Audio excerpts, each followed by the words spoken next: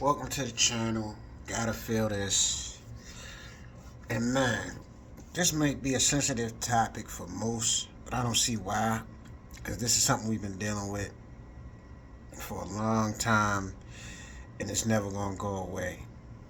um, you know, I feel like in boxing and kind of in sports in general, the competition of races is always going to play a factor in sports. Like with a guy like all the time, like back when Jack Johnson, it was the Great White Hope versus this NIGGA, or ER. But it's always going to be like that. Mexico versus Puerto Rico. It's always going to be a race war within sports. Not even if you're knowing it self-consciously, But when a black versus a white, that's always going to be part of the topic.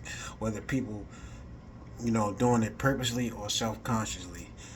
So, with Keyshawn, I think, you know, it played it's playing a huge factor in this fight, and it's sad to say that, something like that gotta occur for you to get more amped up and excited for a fight. Not saying that's Keyshawn's thing. Maybe he was already prepared, but he just said it made it personal, And I feel like with boxing, it should always be personal. You have a chance to lose your life. Somebody has the ability to take your life. So, you know, um, but racism is always going to be special because boxing was built pretty much off of racism, and you don't have to be a racist, to be that way or know those things, But race is always going to play a factor when it comes to fights, um, and we always, as Moorish Americans, we're always going to be at that top hierarchy of where the racism is a pillar point.